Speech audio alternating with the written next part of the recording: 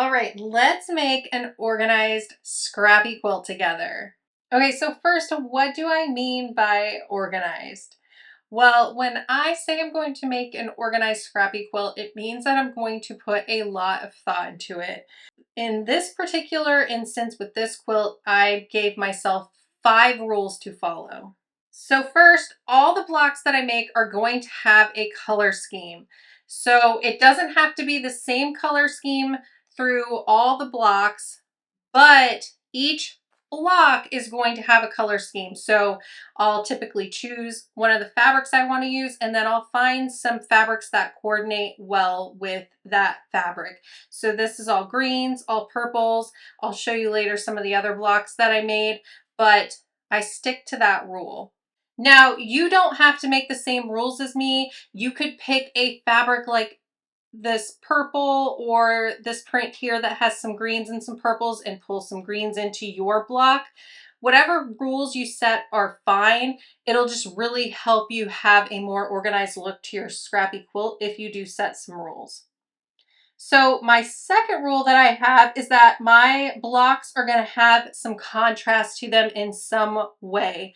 So that contrast could come from different shades. So a lighter purple and a medium purple, and then having some darker purples. But don't just think about the contrast when it comes to the shade of your colors. You could also think of the contrast that you get with having some larger prints and some smaller prints in your fabrics. So here you see that really well. These two designs, kind of a larger design and then some smaller designs. It really helps add some nice texture to your quilt and some nice interest. So the third rule I have is that I want my blocks to have a place where the eye can rest and kind of have a place to settle and calm down. I knew that my blocks are going to look unified in themselves, but since there's going to be a lot of different blocks with a lot of different colors, I wanted there to be somewhere in the block for the eye to rest. So I always have a solid fabric in each of my blocks. All right, so my fourth rule is that for each block I make, I'm going to try to make 2 blocks that are exactly the same. I felt like having 2 blocks that were exactly the same would help bring the quilt together, make it organized. It wouldn't look as scrappy that way. All right, and then my last rule was that I'm going to have some sort of unifying fabric. So for me, that was my background fabric, and you might be able to see here that they're not exactly the same because I didn't have enough of my white or my kind of off-white, but they are light enough that it kind of does read the same and will help unify the entire quilt and having that really light background color. Now, if you don't typically like scrappy quilts, I completely understand, but I do want to encourage you to sew this block along with me, maybe sew a few, and then see how you feel about it. I really think having some rules set like this will help you feel like there is a lot less chaos going on with this scrappy quilt. So grab some of your fabric and let's get started. All right, so we're going to look at 2 different ways that we can bring this quilt block together. We're going to look at strip sets and we're going to look at patchwork. You'll want to label your fabrics, fabric 1, fabric 2, and fabric 3. You'll want 3 different print or colored fabrics for each block and then a background fabric. So for fabric 1, you're going to want 4 of those 2.5-inch strips. For fabric 2, you're going to want 5 of those 2.5-inch strips.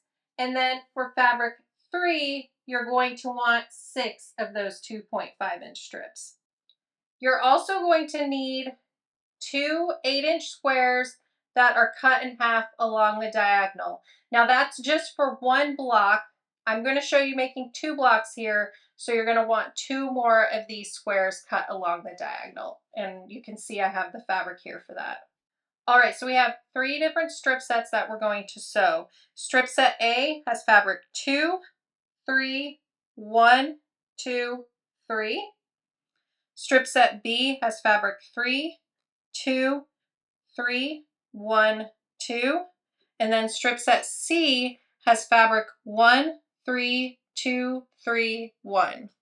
All right, so we have our strip sets laid out. So we are just going to start sewing them together in order. So place the first two in strip set A right sides together and then just sew a 1/4 inch seam.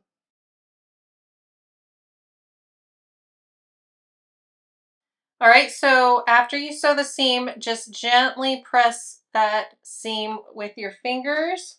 And then after I get the whole strip set sewn, that is when I press the seams with my iron. If you want to press as you go ahead and do that.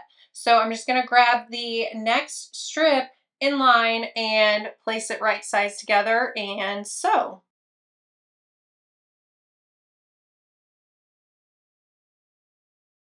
Right, press that seam, and then I'm just going to do that same thing with all of my strips for this strip set, and then get all of the rest of the strip sets finished, sewn together, and pressed really well with the iron. All right, I have all 3 strip sets sewn and pressed. I did get 2 of them cut already, so those are cut down into their strip segments. I'm going to show you how I do that here with strip set A. So I have one edge of the strip lined up on my mat, and then I'm just going to grab my ruler here, my Slidelock, and I'm going to cut a straight edge. So I'm just going to cut a straight edge because it's all uneven. All right, and then we're just going to cut this into 2.5-inch strips. And you should be able to get 4 strips from this. And with those 4, we're going to be able to make 2 blocks. Now I'm just using the lines on my mat, and sometimes I'll use a ruler to measure along with this. Just sometimes I'm in the mood where I just want to move along quickly, and if this doesn't line up absolutely perfect, I'm fine with it. I'm fine if my points meet up close-ish. So I need to change my rotary blade, I'm thinking. Oh, good gravy. All right, so here I have my strips from the strip set A, strip set B, and then strip set C. Now with strip set C, we're actually only going to need 2 of these to make 2 of the blocks. So 2 of them I'm going to set aside, and I will look and see if I have some fabric that might work well with these for a different project, or if you have more, I know we're using scraps, but if you have more of the fabrics and could make your strip set A and B longer, you could make 4 blocks. All right, so we have strip set A, B, and C here. I like to start with C and put it in the middle. And then we're going to have 2 of the B's go on either side.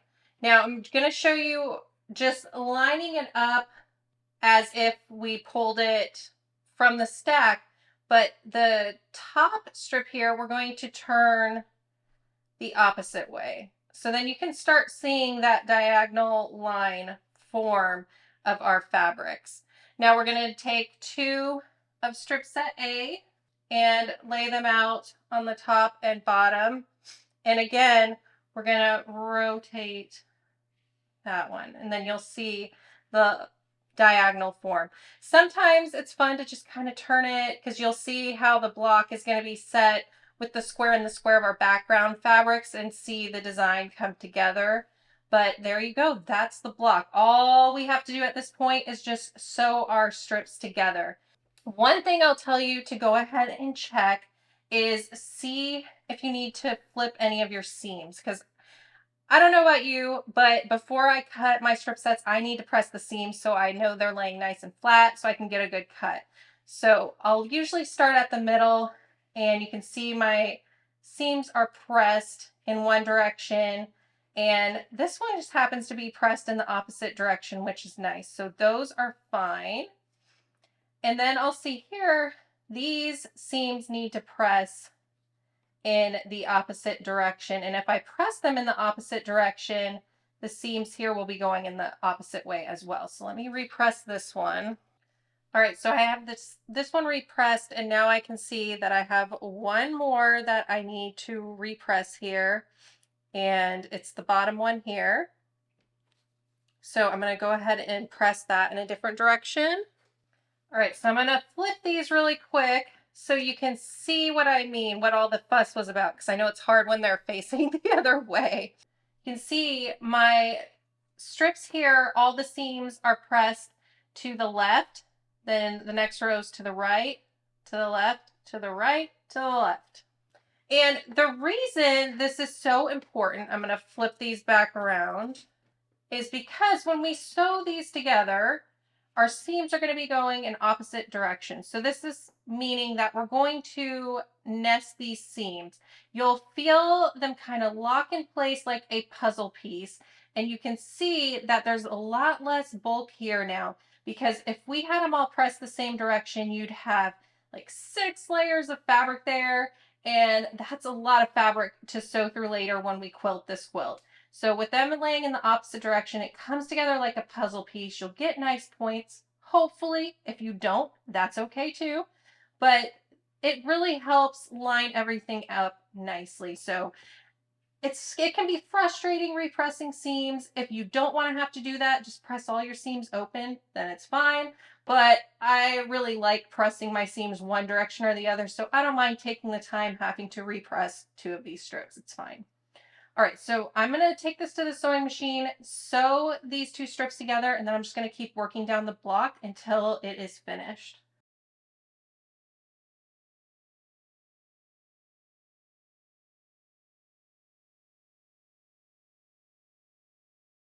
All right, so I'm just going to finger press that seam, and then I'm going to grab the next row.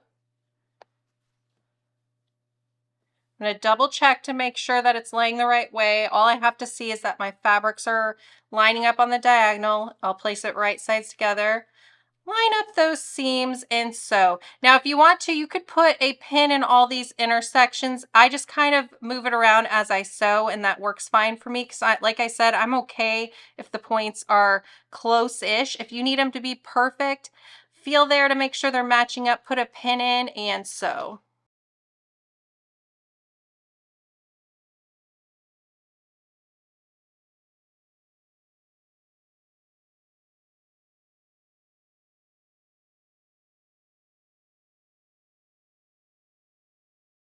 Okay, so here is how the block will look after it is come together. And I like to kind of turn it and see how it'll be set when I put the corners on. I absolutely think this is so much fun, and it's an easy block to sew. So I'm just going to grab 4 of those triangles, and we're putting them on the sides, just like that. What I like to do is I'll fold my patchwork block in half, and then I'll just press to get a crease here. Okay, so you can see where I have the creases. So that is the middle of the block. Then I'll take my triangles and do the same thing. Now this is a bias edge right here, so it's really stretchy. So try not to pull it, just kind of press down so you can see where the middle of that triangle is. And then we can just line up those creases, and we'll sew a 1/4 inch seam across here. And we'll do the same thing on the other side. So I'll do opposite sides of each other first. So again, I'll just line up in the crease there. So I'm going to sew these and press them. Now, something I want to show you real quick before I press this seam is that I have a lot of overhang here. So what I'll do before I move forward and press this block is I'll trim that off. Let me show you before I trim it off why, if you can see here. So once I press it, do you see how you can kind of see that blue back behind there because this background fabric is so light? You're never going to be able to fix that if you don't do it now. And if you end up quilting your quilt or anything like that, at some point you may notice it and it would really bother you. So if you see it now, just go ahead and take care of it. And that's not just with this block, that's with any block where you have a background fabric that's really light and some darker fabric. So I just line it up here and I'll just trim that excess right off. It's just so much better to do that now as you're working, and you may think, oh, I'll do that later before I put all the blocks together, and then you forget about it, and then it's something you can't ever fix. So just do it when you see it. Okay, so we have the background fabric on, and now we just need to do the opposite side. So I'm going to do the same thing. I'm going to fold this block in half, and I'm going to press to find the middle. And then I'm going to do the same with the triangles. Again, just being very careful to not stretch the fabric. All right, so I'm going to sew these on and press it, and we'll take a look at the block.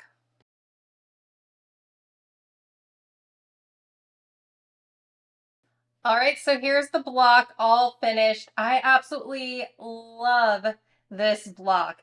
I think it is so fun. It's so versatile. You could use a jelly roll to make this if you wanted to, if you didn't want to just go through your scraps and find some fabrics. It is such a fun block to make, and it is so easy. Now, unfinished like this is a really large block. It is just under 15 inches. It's about 14 3/4 how I sewed mine. You can tell I'm off in a few places. It's not perfect, but it should be about 14 3/4 to 15-inch block finished or unfinished. No wonder people that are new to quilting get so confused by the whole finished and unfinished, right? All right, so again, I do have the fabrics here to make one more of these blocks, but first we're going to make this without doing strip sets. All right, so again, we're gonna have 3 colorful print fabrics here. We're gonna have fabric 1, 2, and 3, and then we're going to have a background fabric. Again, our background fabric is cut to the same size. They are 8-inch squares cut in half along the diagonal. If you're making 2 blocks, you're gonna need 4 squares. If you're making 1 block, you're gonna need 2 of the squares cut in half along the diagonal. So for fabric 1, you're going to need 12 2.5-inch squares. For fabric 2, you're going to need 18 2.5-inch squares. And for fabric 3, you're going to need 20 2.5-inch squares. And again, I'm making 2 blocks, so these numbers are for 2 blocks. All right, so here is the layout. So if we laid all those squares out, this is the layout that you'll need.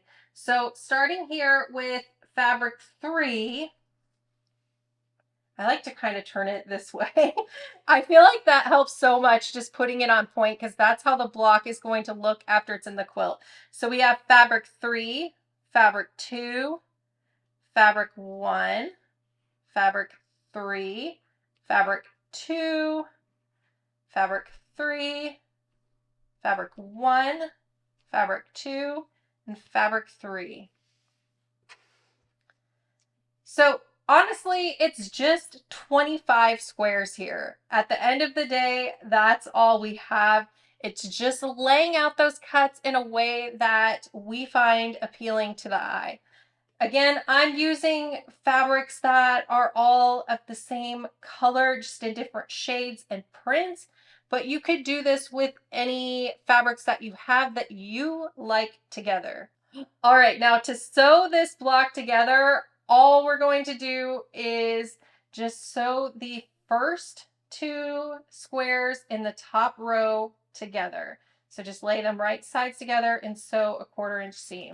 Now, honestly, you can sew this quilt block together however you would like, however you feel more comfortable. Sew 1 row at a time if you want to. However you want to do it is fine. I'm going to sew these squares together in what I call a net. Some people call it webbing. Essentially, I'm just not going to cut the thread. I'm going to grab the first 2 squares, square 1 and square 2 in the second row, and I'm going to put them right sides together, and I'm going to sew those 2 together, and I'm going to keep doing that for all 5 of these rows.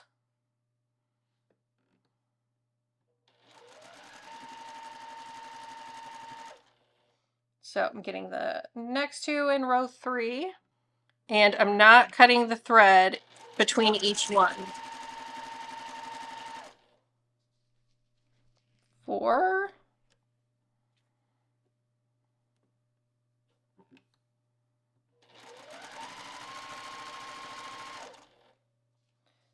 And last row.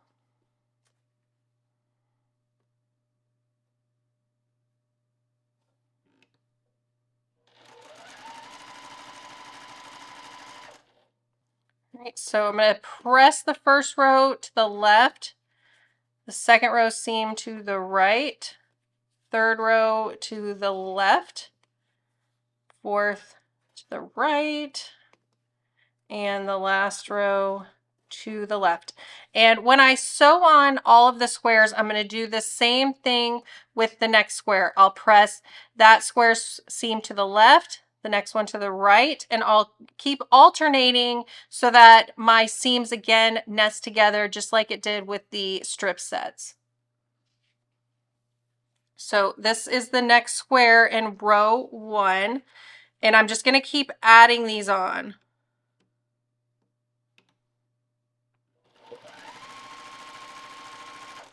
Not going to cut that thread. I'm going to add the next one on.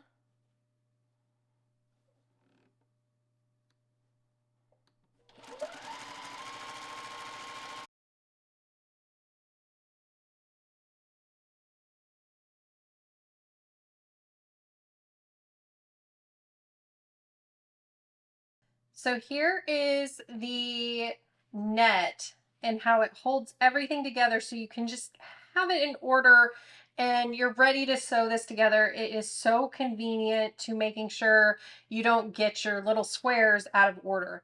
So at this point, all you need to do after it's pressed is just bring this block together just like we did with the strip set versions. And then once you get all of the rows sewn together, you'll just add on these triangles to each side just as we did before. It is just that simple to finish it up. The nice thing about doing it this way with the patchwork squares rather than the strips is that if you don't have a lot of strips, you may have a lot more fabric options from your scrap stash, right? So that is definitely something to think about when you're bringing this together, and you could always use both options too. So I'm going to get this block finished and pressed, and then I'm going to show you all of the blocks I made in a finished quilt top. Just look at how amazing this quilt looks. So I have several different blocks here that I've made, and then on the bottom half of the quilt, they all repeat once. So you'll notice a few things I did was I kept the blues going together in a row, and then I did the same with the greens. So you can see all the different blocks I made, 2 different blue blocks, 2 different green blocks, and 2 different purple blocks. So I can show you here how they repeat again. So the purples are going in a diagonal, the blues, and it just helps again keep this quilt organized even though I used my scraps in it. So this was such a fun quilt. And just so you notice, the way I turned these blocks is so that that line we made with our fabrics is going horizontal, but you could turn them and make them vertical if that's what you would prefer, or you could alternate them to give a completely different design. There's a lot of things you could do with this block pattern. Thanks so much for watching, and I'll see you in the next video. Bye.